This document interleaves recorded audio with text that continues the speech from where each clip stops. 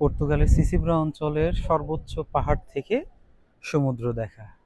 হাওয়া মে উড়তা যায় মেরে লাল দোপাট্টা। অন্য বোর সাথে সুন্দর করে কথা বলাটাই হলো মুমিনের লক্ষণ। নিচে এখানে অনেক হিডেন আছে, কেভ আছে।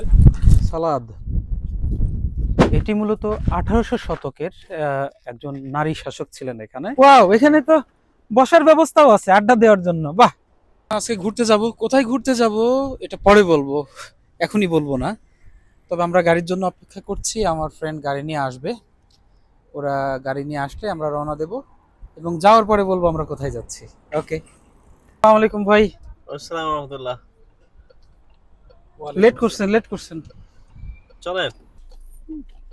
আমার হঠাৎ করে মাথা ধরছে কেন জানেন? শুনেন, এই যে জিনিস এখানে আছে, যা বলবেন সব রেকর্ড হয়ে যাবে। যা বলবেন সব রেকর্ড হবে, কোনো কিছুর বাইরে থাকতে পারবেন না। সরান। বিসমিল্লাহ, তাওয়াক্কালতু আলাল্লাহ। আল্লাহ, লা হাওলা ওয়ালা কুওয়াতা ইল্লা বিল্লাহিল আলিয়্যিল আযীম। কি রে ভাই, শফিক ভাই একা একা খাচ্ছে, এটা কি ঠিক? না, আপনারা কি এটা খান? আমার হুজুর খান না তো। ভাই আমরা আজরাইলি প্রোডাক্ট খাই না, বাট আমরা কিন্তু অন্য প্রোডাক্ট খাই, যেমন সমুল এটা খাই, তাই না? সমুল না, এটা ফান্টা। ওই তো, এটা পরিবর্তে আমরা ইয়ে খাইতাম। কি ভাই, এসি দিলাম তো। শফিক ভাই, আমরা আজকে আসলে কোথায় যাচ্ছি আমরা আমাদের দর্শকদের একটু জানাই দিই, আমরা কোথায় যাচ্ছি আসলে। আমরা যাচ্ছি লিসবন থেকে 50 কিলোমিটার দূরে সিজিমরা প্রায় বিকাশের মাঝামাঝি একটা ভিউ পয়েন্ট আছে, সেখানে যাচ্ছি। ওকে, সো আমরা এখন লিসবন থেকে একটু বাইরে, অর্থাৎ 50 কিলোমিটার দূরে সেতুবাল জেলার অন্তর্গত এটা, না? হ্যাঁ, সেতুবাল জেলার অন্তর্গত একটি জায়গা। এটা সম্ভবত সর্বোচ্চ ভিউ পয়েন্ট সমুদ্রের। আমরা এখান সেখানে থেকে আমরা যাচ্ছি। সমুদ্র দেখব। আর এই আজকের পদচালার সুপারভাইজার হিসেবে আছেন মিস্টার শফিকুল ইসলাম শফিক, আর পাইলট হিসেবে আছেন আব্দুল হাসান সালমান। আর এই আজকের এই ভ্রমণের বিনোদনের জন্য আছেন আমাদের বিশিষ্ট কবি শিল্পী সোহেল আহমেদ। সালমান ভাই, হ্যাঁ, শফিক ভাই যে জুতা খুলতে চাচ্ছে, যদি সাথে সাথে মোজা ফুলের গন্ধ আসে কখনোই আসবে না, তাহলে আমরা এই ব্যাপারে কিন্তু প্রোটেক্টের ব্যবস্থা আছে? কোনোভাবেই আসবে না। না অলরেডি তো উনি মোজা খুলে ফেলছে। না কেন, এই যে আরে সুবহানাল্লাহ, আমার মোজা থেকে গন্ধ আসলে পর্তুগালে কেউ মোজা পরে থাকতে পারবে না। ভাই আপনার এটা এই মোজা কি দিয়ে তৈরি ভাই? এটা যারা থেকে ভাই সকালে কিনছি, সুবহান মাওলানা। যারা থেকে কিনছি 3টা মোজার নিচে 16 ইউরো। এই মোজা থেকে গন্ধ হইলে যারা কোম্পানি থাকবে। না, এটা ঠিক বলছেন, যেটা গন্ধ হিসেবে ফেলে দিছেন না। এই যে একটা সুন্দর কথা বলছেন। গন্ধটা বলাই দিছে, কিন্তু যেটা এটা নতুন পরে আসছে তো এইজন্য, কিন্তু কিছুক্ষণ পর গন্ধ আসবে। যেটা গন্ধ হয়ে গেছে মনে করবেন, এটাও আপনার ওই যে আল হারামাইনের যে পারফিউম আছে, এটা মানে স্টোরেজ করার জন্য নিচে তাদের কি এক এক্সক্লুসিভ প্রোডাক্ট হিসেবে। যাত্রাপথে ক্লান্ত, কিছুটা নিয়ে নেন না। ওনারা দুজন গবেষণা করতেছে কে কি খাবে, বুঝতে পারছেন না? 10-15 মিনিট এখনো। তাহলে আমরা 10-15 মিনিট ওয়েট করি। এই তো আমাদের চিকেন রেডি হচ্ছে, আমরা অর্ডার করেছি।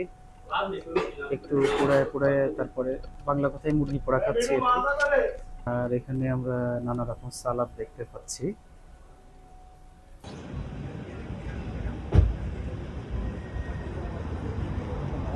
মুরগি পোড়া হইতেছে আর কি।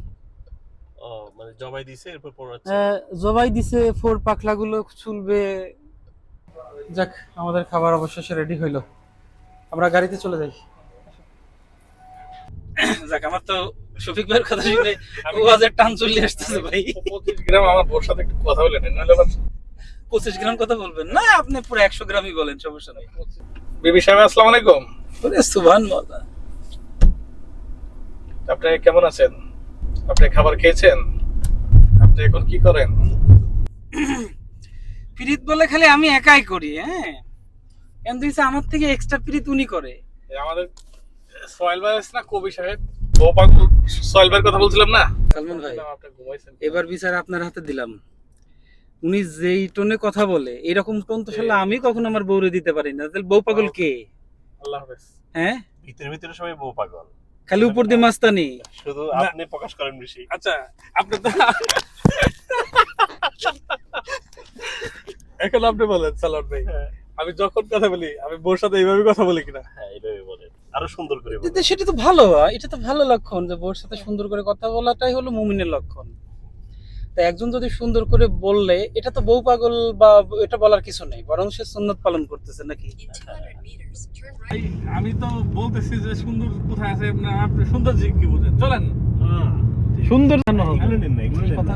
আরে ভাই সুন্দর তো দেখছেন নাকি? সামনে যান না, এই যে এখানে পার্কিং করবেন, এটার ভিতরে ঢুকাবেন। বলেন সুবহানাল্লাহ। আমরা তো যাবো বাম দিকে। আমরা সোজা ওই কি সুন্দর ভিউ। আল্লাহ এই যে দেখেন না, কি ডানে সুন্দর। বামে। এই ড্রাইভার সাহেব আপনি গাড়ি চালান তো। না না না, এটা হয় না, এই ফুলগুলো নিতে হবে তো। ওকে, মারহাবা, ভালো জায়গা তো সালমান ভাই। ওয়াও বিউটিফুল, হ্যাঁ খুব চমৎকার, অসাধারণ একটি জায়গা। ভালোই লাগতেছে। শফিক ভাই, আপনার চুজ ঠিক আছে। Muito obrigado. Muito, হ্যাঁ। খানি তো এখানে খাইতে হবে। ভাই বিচে খাবেন না ইয়ে খাবেন? ক্ষুধা লাগছে এখন থেকে কত 2 ঘন্টা আগে। হ্যাঁ।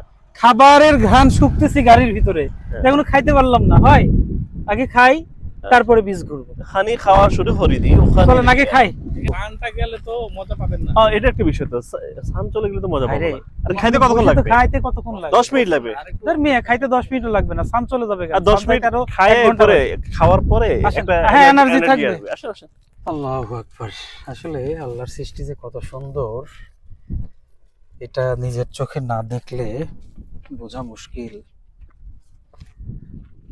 আমি পর্তুগালে প্রায় 7 বছর বসবাস করছি, তবে এই জায়গাটাতে আমার আসা হয়নি কখনো। হলুদ ফুলগুলো না আমার কাছে খুব ব্যতিক্রম লাগছে। দেখো একটু আগাও।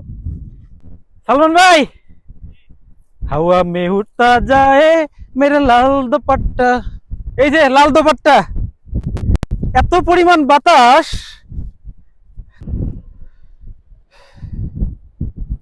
আল্লাহু আকবার।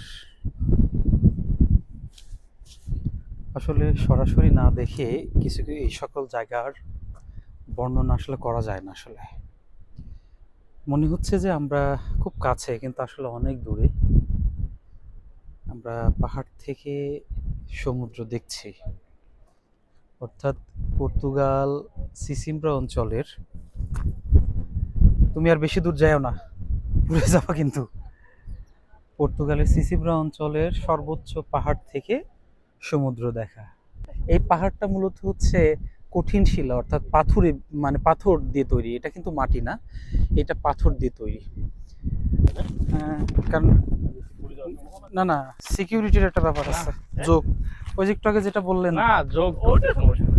কিন্তু এই বাতাসে তো আসলে জুতা খুলতে হবে। জুতা দিয়ে দেন এই জায়গাতে। কিন্তু আমার তো মনে হয় মোজা ফুলের গন্ধ আসবে। হ্যাঁ, আচ্ছা সমস্যা নেই, এই জন্য আমি এইদিকে বসি। আমরা যাবো ওই প্রাতে যাবো। এখন তো এই যে বিছানা নষ্ট হয়ে যাবে তো। না, বিছানা তো নষ্ট করা যাবে না। সেই জন্যই বলতেছি, তাহলে বাইরে রাখেন। এই যে আমাদের খাই যাবে। সালাদ। সালমান ভাই বলেন, কবি হোসেন কে? খাবার সময় বেশি বলতে নাই। 4টা আছে, 4টা। বুঝতে পারছি। সালমান ভাই তার সময় কথা বলে লস হবে, এজন্য কথা বলবে না, কিন্তু জায়গাটা সুন্দর, এটা স্বীকার করতে হবে। চমৎকার। Muito boa. এইটা তো বাহ্যিক ভাবে দেখা যায় তো যে এটা হচ্ছে ক্যাম্প। মূলত ক্যাম্পটা ছিল নিচে, এখানে অনেক হিডেন আছে, কেভ আছে। এটা নিচে কেভ। হ্যাঁ, তবে একটা জিনিস খেয়াল করছেন সালমান ভাই, আপনি যেখানে যাবেন পর্তুগালের সবচেয়ে যে উঁচু জায়গাগুলো না, ওইখানটায় মূলত ওই জায়গাটাই তাদের সেনা ক্যাম্প অথবা পাহাড়ের যে জায়গাগুলো, মূলত এই উঁচু জায়গাগুলোতেই। কারণ হচ্ছে এখান থেকে দেখা যায় দেখা যায় যে কোনো শত্রু বাহিনী আসছে কিনা। পর্তুগাল কিন্তু ওরা যে আপনার নেভিগেশন সিস্টেম সমুদ্রে, এটা এখানে বাস্কো দা গামা নামে যে বিশেষ ব্যক্তি ছিলেন, উনি এই নৌ নেভিগেশনের জন্য ওয়ার্ল্ড ওয়াইড পরিচিত, এবং নৌ নেভিগেশনটা ওনারাই হচ্ছে প্রথম এস্টাবলিশ করে।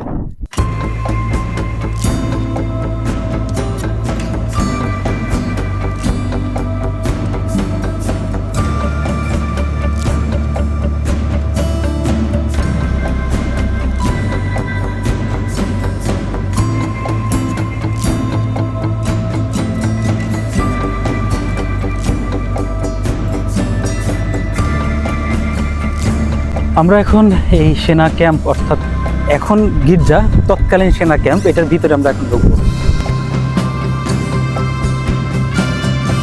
এটি মূলত 1800 শতকের একজন নারী শাসক ছিলেন এখানে। তিনি মূলত এটিকে সেনা ক্যাম্প হিসাবে ব্যবহার করেছেন।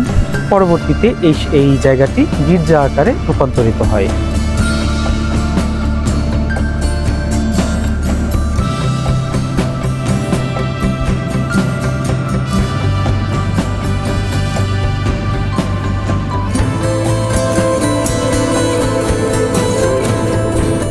এটির বর্তমান নাম ইগ্রেস জুবিলার।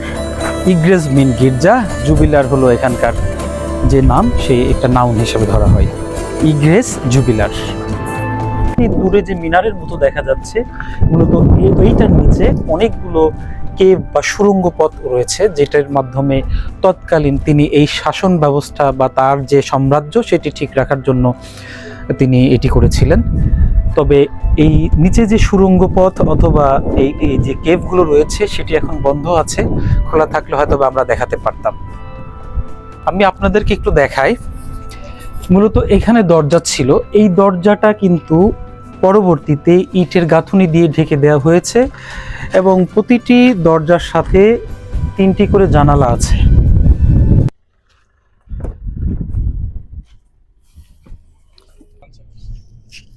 এখন আমরা আরেকটা জায়গায় ঘুরতে যাচ্ছি। শৌকিব ভাই, আমরা এখন কোথায় যাচ্ছি? আমরা এখন যাচ্ছি প্রায়াত বিকাশ, যেখানে ক্যাম্পেইন করার জন্য পারফেক্ট জায়গা। আরেকটি বিচে চলে আসলাম, আমাদের সেই কাঙ্ক্ষিত বিচ প্রায়াদা বিকাশ, না প্রায়াদা বিকাশ। আমরা চলে এসেছি। আওয়াজটা একটু দিচ্ছে। সোজা চলে যান, ফুটেজটা নাও। ওয়াও, আকাশটা তো অসাধারণ লাগছে।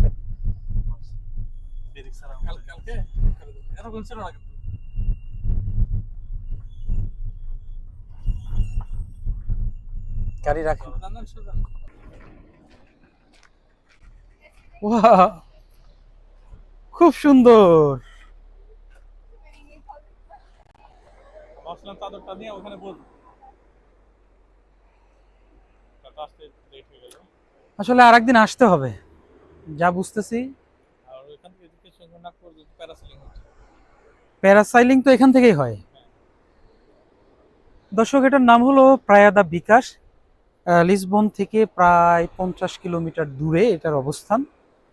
তবে এটা one kind of hidden beach বলা যায়, না? এটা আসলে আমরা এত বছর পর্তুগালে আছি, আমি জানতাম না যে এখানে একটা এত সুন্দর জায়গা আছে। তবে এখানে বেশিরভাগই আমরা যেটা দেখতে পাচ্ছি ক্যাম্পেইন, আর বেশিরভাগই ক্যারাভ্যান দেখতে পাচ্ছি। হ্যাঁ, সবাই কিন্তু মানে 1 দিন 2 দিন করে এখানে অবস্থানও করে, এরকম অবস্থাও দেখছি আমি। আমরা একটু নিচে যাওয়ার চেষ্টা করি, যদিও সন্ধ্যা হয়ে গেছে, আমি জানি না কতটুকু দেখাতে পারবো। খুব দৌড়ায় দৌড়ায় যাব।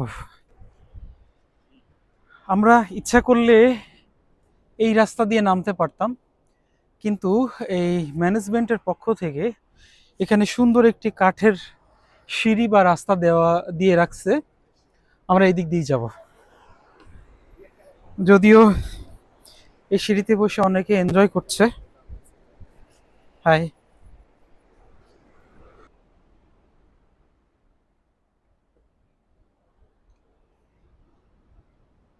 এখানে যারা নতুন আসবে মানে তারা রীতিমতো অবাক হবে যে আসলে খুবই সুন্দর একটা জায়গা। যদিও এখন সন্ধ্যা হয়ে গেছে, আসলে এভাবে আমি দেখাতে পারছি না, কিন্তু দিনের বেলা আসলে এটার আসল সৌন্দর্য আসলে দেখাতে পারতাম।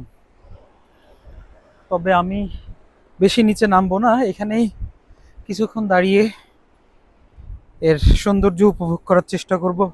ওয়াও, এখানে তো বসার ব্যবস্থাও আছে আড্ডা দেওয়ার জন্য। বাহ, আসলে খুব ভালো লাগার মতো একটা জায়গা না? ভালোই লাগছে আর কি। যদি কেউ সিঁড়ি দিয়ে উঠতে উঠতে ক্লান্ত হয়ে যায়, সে ইচ্ছা করলে এখানে বসে একটু রেস্ট নিতে পারবে। দর্শক, এখন সন্ধ্যা হয়ে গেছে, অন্ধকার চারিদিকে। আমরা আসলে এখানে আসতে একটু লেট করে ফেলছি, তবে কথা দিলাম আমি আবারও আসবো এখানে। ভালো থাকবেন, সুস্থ থাকবেন, আর আমাদের সঙ্গেই থাকুন। আল্লাহ হাফেজ।